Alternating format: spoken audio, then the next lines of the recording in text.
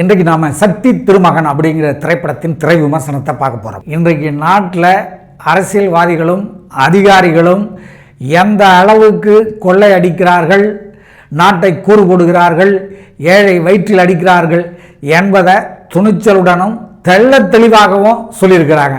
எந்த காம்ப்ரமைஸுமே பண்ணிக்கல. இதில் பெரிய விஷயம் என்னென்னா, இந்த படத்தை எப்படி சென்சார் விட்டாங்க, சர்டிஃபிகேட் கொடுத்தாங்க அப்படிங்கிறது தான் மிகப்பெரிய கேள்விக்குறியாக இருக்குது. ஏன்னு கேட்டிங்கன்னா, இந்த படத்தில் நிர்மலா சீதாராமன் மாதிரியே ஒருத்தரை கேரக்டராக நடிக்க வச்சு அவங்க பண்ணுற வேலைகள், தகுதித்தங்கள், இது எல்லாத்தையும் வட்ட வெளிச்சமாக்கி உரிச்சிட்டாருங்க. உரின்னு உரிச்சிட்டாரு டைரக்டர். எப்படி இதை பார்த்த பிறகோ சென்சாரில் விட்டாங்கன்னு தெரியல. அதே போல் அபயங்கிற கேரக்டரில் ஒருத்தர் நடிச்சிருப்பார். அவர் தான் கவர்மெண்ட்டையே ஆட்டி வைப்பார். கவர்மெண்ட்டில் இருக்க பல மினிஸ்டர்ஸ்க்கு ஃபண்டிங் பண்ணுறவர். இப்படி பல விஷயங்கள் பண்ணுற அவர் பிரசிடண்ட் ஆகணுங்க உள்ள அவரை ஆக விடாமல் எப்படி தடுக்கிறாங்க, அதுக்கு என்னென்ன விஷயங்களெல்லாம் விஜய் ஆண்டனி ஹீரோ பண்ணுறாரு அப்படிங்கிறது தான் மிக சாதுரியமாகவும் புத்திசாலித்தனமாகவும் டைரக்டர் சொல்லியிருக்காரு. ஃபர்ஸ்ட் ஹாஃப் செம ஃபாஸ்ட்டுங்க. அந்த டைரக்டரை உண்மையிலேயே பாராட்டணும். அதே நேரத்தில் எடிட்டரையும் பாராட்டணும்.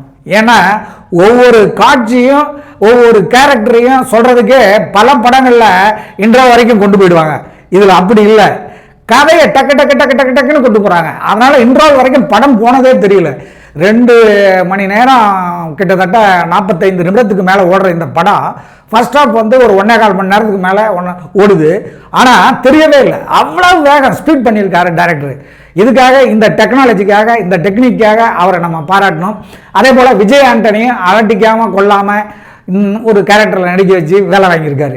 விஜய் ஆண்டனியும் அந்த கேரக்டருக்கு பொருந்தி ரொம்ப அழகாக பண்ணியிருக்காரு. பாருங்கள், லவ் சீன்ஸில் கூட அந்த லவ்வை போட்டு ஜவ்வு மாதிரி இழுக்காமல் அப்படியே கிஸ் அடிக்கிறது கூட காட்டாமல் அருமையாக பண்ணியிருக்காரு விஜய் ஆண்டனி. இதில் என்ன ஒரு பெரிய விஷயம்னா, ஒரு அனாதையாக பிறக்கிற விஜய் ஆண்டனியை பெரியார் கொள்கைகள் மீது ஈர்க்கப்பட்டு பெரியார் கொள்கைகளை பரப்புகின்ற ஒருத்தராக வாகை சந்திரசேகர் நடிக்கிறாருங்க.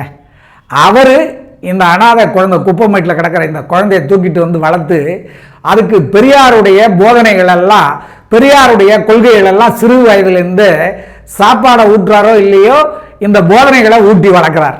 அந்த விஜய் ஆண்டனி வளர்த்துட்டு வரும்போது வாகை சந்திரசேகர் போலீஸ் பிடிச்சிட்டு போய் அவரை அடித்து கொன்னுடுறாங்க. உடனே விஜய் ஆண்டனி அங்கேருந்து சென்னைக்கு ஓடி வந்துடுறார்.